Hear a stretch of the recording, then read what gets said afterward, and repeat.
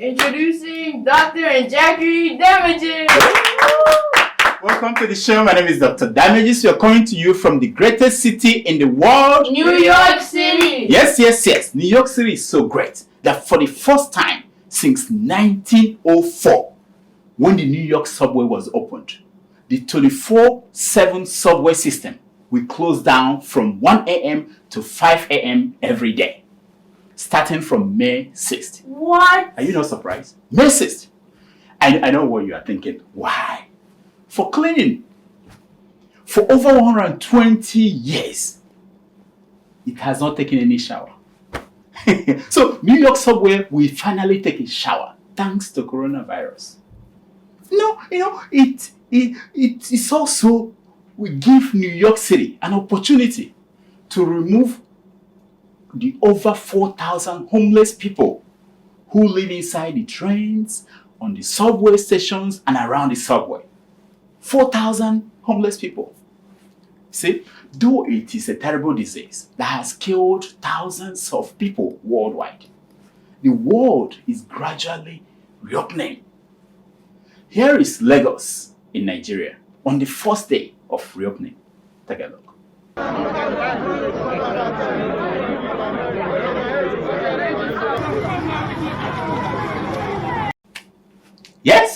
Yes. Forget about social distancing. I want my money. Open the gate. There's trouble, Now, here is how Senator Rocha Sokorocha of Nigeria, the Agafulef one of Ndi Beribe, a senator of the Federal Republic, how he described the lockdown and why it was necessary. Because people don't understand the importance of this. Listen to him. It's just helping so as to maintain, to reduce the number of victims that we might have as a result of this. So the government is making their efforts, so we're here to support government. I'm confused. He said, we are here to help the government. Is he not part of the government? I don't get it. He is not just a member of the ruling party. He is also a senior member of the majority party in the upper chambers of the National Assembly. National Assembly, which is one arm, there are three arms of government, one arm of the government. Are you sure that the people that we have in government understand their roles and what they should be doing? I'm not sure. Anyway, there is celebration in Abuja. Oh yeah, despite this coronavirus, a new Abacha money has just landed. Are you not surprised? A cool $311 million. Wow. Given to Nigeria from the United States. $311 million unbudgeted. What are they going to do with it? Do you want to know? Who cares? They will say something. They will use it to build a bridge from here to nowhere, use it to build a road from here, and use it to build railway. Meanwhile, they want to use it to build the railway from Lagos to Ibadan, from Abuja to Kano. Meanwhile, they borrowed money from China, billions of dollars from China for those railways. But don't mind, they will use it to build the second Niger bridge. They will say anything. But the money is here and they are celebrating. And there is also 3.7 million loan from the IMF. They just got that one too. And then there's another 800 billion or something that was approved by the Senate for them to borrow. These are good times. Forget that oil is selling at $11 a barrel. They don't care. There's money everywhere. Now, I'm wondering if Buhari will now come out after receiving another Abacha loot and say that Abacha was a thief. He's still insisting that Abacha did not steal anything. I'm waiting. Let's just wait and see what it will take Buhari. When Buhari will come out and confess truly that Abacha was a thief. For where? Anyway, now I'm talking about giving. The Nigeria's lower chambers, the House of Representatives, having collected their brand new 2020 Camry, each of them, they got new ones. They are poised to give us, ordinary people, something great. A new bill. Oh yeah! The new law is aimed at helping Nigeria manage this coronavirus pandemic. Oh yeah! It will repeal and replace the quarantine law of 1926. I know you're surprised. I guess the only reason why they are changing that law now is that all the people who could read and understand the English used in 1926 to write that law, they've all died. So nobody could understand it. Thou shalt not, thou shalt, that. Nobody could understand it. So they have to change the bill. Now, the bill will give the police and the director of the Nigerian Center for Disease Control the right to arrest anyone without warrant for mere suspicion that that person has a disease or he gave the wrong name or address. Oh yeah, I feel sorry for people like Femi Fani-Kayode. I'm just saying, if he continues to send the kind of tweets he's been sending recently, they will come for him and pick him up so that he will go for mental disease evaluation.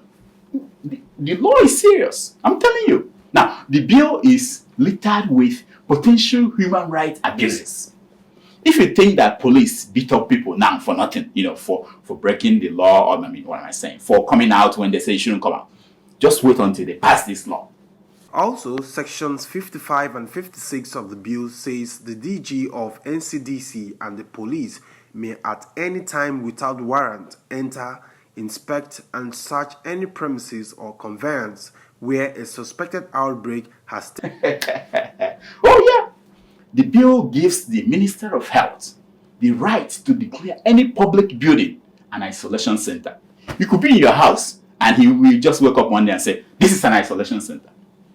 Oh yeah! Anything he deems fit to stop the spread of disease, that's an isolation center. Don't think that the minister will declare Aso Rock an isolation center. No way. For where? Nothing. Anyway, forget the may or shall, in the language of the bill. The bill also has compulsory vaccination for every child. What? Oh yeah, there is a fine of 100,000 naira or 6 months in jail for disobeying any provision of that bill. Really? Oh yeah, for second offenders, those people who offend again, they will get 200,000 naira fine or 12 months in prison. Now, if you are a blood donor and you give false information, you face 2 million naira in fine or 2 years in prison or both. Can you imagine that? Listen. However, there are skepticisms that a sensitive bill such as the Quarantine Act was hurriedly passed and not subjected to a public hearing. Also, that over 50% of the members of the House haven't seen or read the bill, which therefore makes it lack robust engagements because of the speed with which it's being pushed. Here is the kicker in all of this. News reports have it that our Honorable Speaker of the House of Rep, who is one of the sponsors of the bill, that he and his group, they copied the bill from Singapore. Oh yeah, did you say again? I know, right? Why would they think of something that suits Nigeria's peculiar mess? Why? It's not as if we pay them enough to use their brain and think. Oh no! And don't think that while they are copying the pages of the law books in Singapore, that they will also copy the laws in Singapore about corruption. Why should they do that? That section of Singapore's laws, we put all of them in jail for years. Anyway, the new bill gave so much of unchecked power to the director of NCDC and the Minister of Health. It doesn't even recognize governors of states. So if that bill is a law today, Governor Ganduje of Kano State will not be doing any of these verbal autopsy gara-gara that he's currently doing while the people of Kano State are dying from coronavirus. He won't be doing that. The dollar-loving governor has stopped playing politics with coronavirus. Look at the headline. Yeah, he's crying. Kano is in trouble. Help! This is something that Dr. Damiji saw last week and treated it in his urgent care. The governor is just seeing it now. You see, the situation in Kano is so bad that everyone is now reminding Governor Ganduje that on the day that you are to take a shower, you cannot hide your navel. Hey! Sasha! Tweet that out. This is a proverb for all these Americans who are watching. Talking of governors shaking the table, Governor Wike of Rivers State is threatening to sue the federal government of Nigeria for withdrawing 11 billion naira from the federal account without consulting state governors. No way. Oh yeah, I'm like, what? The man know they hear. No, let me tell you this. It is not a federation. If you live in a country that is so-called federation, it is not a federation until governors start suing the federal government every day, every week, for things that the federal government is doing that is against the federation, the structure. So this Governor Wike is getting onto something. You know, the truth is that there is always something wicked about Wike. I noticed that the day he threatened to sack traditional rulers who came to meet with him without their staff of office. Can you imagine that? Watch. I hope you understand the implication of staff of office. I cannot be addressing you, and some of you are using your ordinary walking stick when you come here. So since you don't want to have your staff of office, I'll give it to other people. Is that how low traditional rulers have fallen in Nigeria? Governor Wike dressed down one particular traditional ruler right in front of everyone, calling him a troublemaker. Watch. Your head, because that's sacrifice for you stop taking your head. You are one of those who are causing problem. They gave you chieftaincy, you're a young boy, so you don't even know what to do with it. And then when I'm speaking, you shake your head like this. Oh, fake, causing problem everywhere. Hey, check. Oops. Wike doesn't play. He takes prisoners too, you know? Take a look. You just go and wear something that's bigger than you. When somebody looking for power, you would think that an elderly person, very small young man, this man. I know when I was in school, he was running around, was going for errand. Nice, wearing Osman Danfodio. I'm like, damn! He finished the man. But I thought the governor was just playing local champion. You know, until he locked up pilots of Caventin Airlines and closed down their offices for violating Rivers State lockdown laws. Oh yeah, he said that the lives of his people in Rivers State, that the lives of his people are more important than flying oil workers across the state. That was when I knew there's something about this man, you know. There's something about him. And then, a year ago, he shook the largest table out there.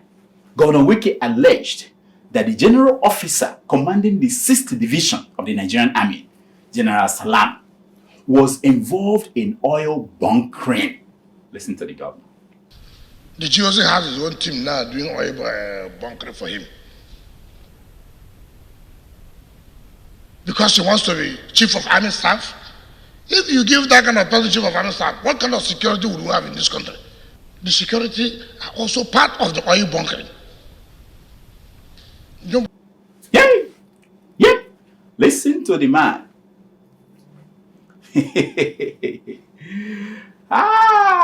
Freeze that. That last shot. Did you see how uncomfortable those men were? One of them was looking at his watch like, is it time to go? That is how you know that you are shaking an important table. But wait. Governor Wike said that General Salam was into oil bunkering so that he will raise money to pay his way to become the next chief of army staff. Oh yeah, when Buhari retires. You know that Buhari was due for retirement some years back, maybe 2 years ago.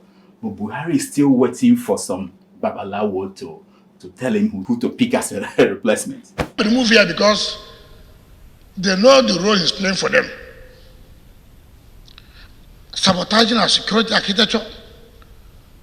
We'll have security meeting. He will release it to criminals. And chief of army staff will leave the man here because he's playing their role. Would the security of this state be with such a man there as GOC? He will compromise our security architecture. I beg. Those three, show those three officers again. Those three, yeah, the last three, yeah. You see how they wish that the ground will open up and swallow them. This Governor Wike is wicked. You know, Governor Wike then posed a question to the commander of the security task force that came to visit him. Very important question. Listen to him. When you see his own task force are doing oil bunkering for him, what will he do? Will he arrest them? He will arrest them. So he has his own team that making money for him.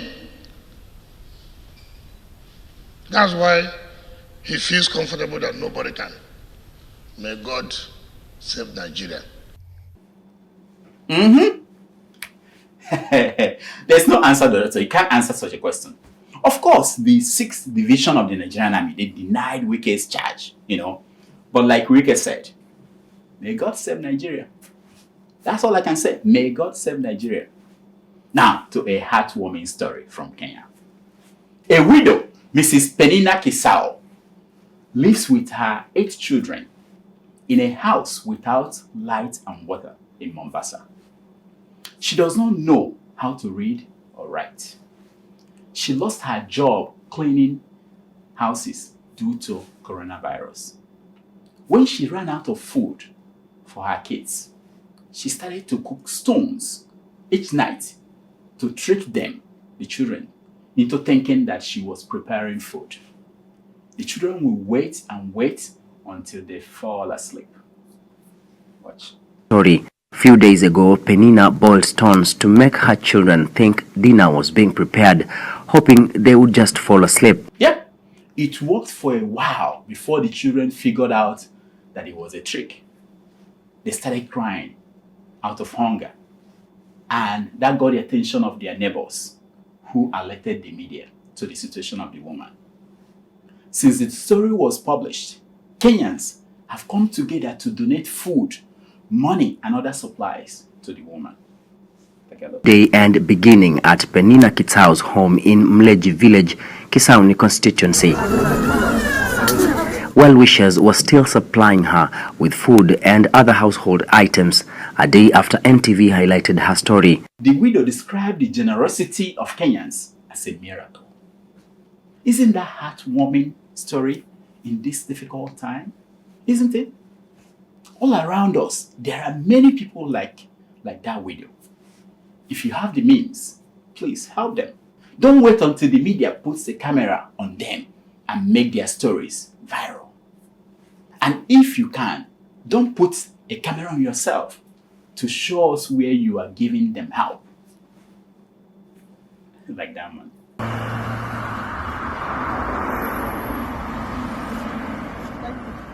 Madam, you can go house. It's dangerous to stay here this period.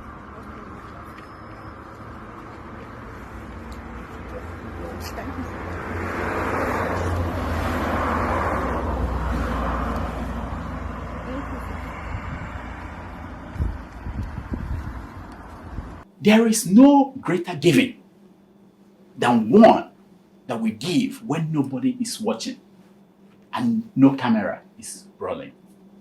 Those who give just for likes and shares and retweets on their social media have demeaned not only the essence of giving, but demeaned themselves too. Sasha! Tweet that out. This is for you and people like you. See, this message is for all of you philanthropic Nigerians who give old women in the villages rice, indomie, and yam. Please, please, please. It's good you are doing that. But don't make them, those women suffering from arthritis, to hold up your tubo of yam and carry your bag of rice while your photographer is taking pictures for you to show on social media. Please. I take God beg you. Thank you. Now, this is only in Angola story. In Angola, a family recently had good reasons to disobey social distancing law at the burial of the 73-year-old father of the family. Oh yeah, his name was Francisco Sabalo. Yeah, look at the man. Oh yeah, Mr. Sabalo had 281 children from 47 wives when he died.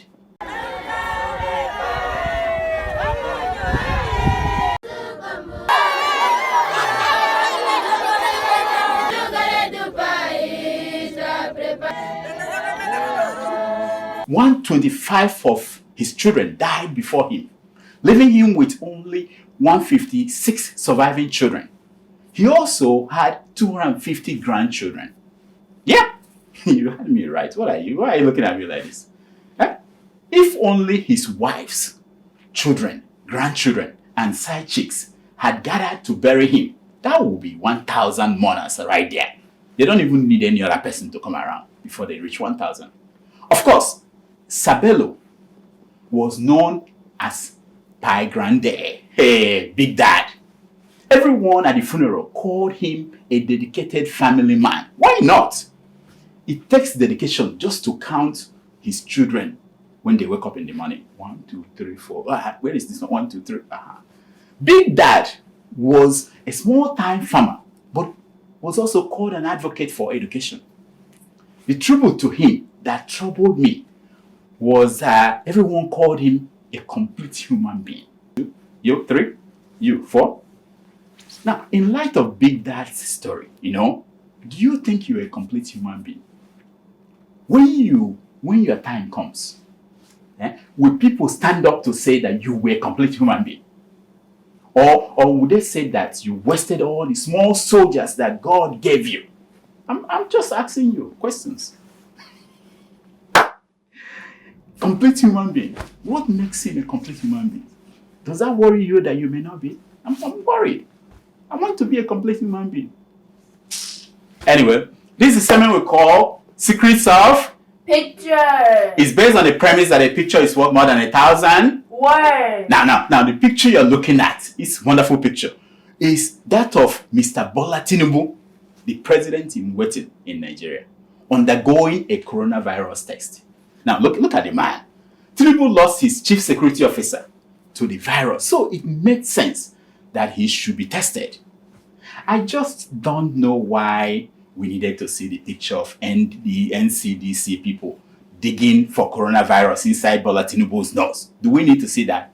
My thing is this: if Tinubu is not going to show us the originals of his birth certificate and his Wike and his University of Chicago certificate, to make sure that the names are the same, why do we need to see him getting tested for coronavirus? That's the question. Why? I don't know about you, but seeing that picture makes me to wonder, or should I say, imagine, if they were digging for corruption. Imagine that. For sure. To dig for corruption inside Tinubu's nose, you need to cover yourself. The same way the NCDC people cover themselves. Because definitely there will be splash of corruption that will definitely happen all over your body. And I doubt if they need this long swab to dig deep to get to the corruption. I don't think so. Unlike coronavirus, you don't need a microscope to see it. You don't. Bullion vans will be jumping out of Tinubu's nose, per second if you're looking for corruption. Nonsense. They do things that I don't understand. Anyway, please follow us on Instagram at Dr. Damages. and on Twitter at Dr. Damages. and on Facebook at Dr. Damages. That is where it happens. If you want rough fight, that's where you fight. Not on YouTube. We are gentlemen here. Now, here is my concern for today. It's taken from page 419 of the book, Who is Who? An African Nationalist Movement by Benjamin Burumbo. He's from Zimbabwe. And he says, each time I want to fight for African rights, I only use one hand because the other hand is busy trying to keep away Africans who are fighting me. Go far to bring this. Think about it. Each time I want to fight for the right of Africans, I use only one hand because the other one is trying to keep away Africans fighting me. Until next week, I'm Dr. Damages. I diagnose. You heal yourself. Thank you so much. We need to get to 30,000. Please, 30,000. Just 1,500 more people. We get to 30,000. Our friends are in 300,000. I hope you know. But we're happy with 30,000. Please, we want to. By June, it will be 1 year we've been doing this. We thank you if you have subscribed, but please, help us. Thanks. Hello. If you live in the UK or the US or in Canada or in Italy or in Ireland or Spain, and you send money to Nigeria or to Ghana or to Kenya or Tanzania or even Uganda, this is your lucky day. Download SendWave and use it to send money home. Join hundreds of thousands of others who are already using SendWave. SendWave is safe, secure, reliable, fast, and more importantly, It is free, absolutely no fees. You know, for your first transaction, use the promo code DOCTOR and send wave we add $5 or €5 or £5 to the money that you are sending home. Dash, just because you know me. Dr. Damages. What are you waiting for? Go and download it from your app store. Thank you.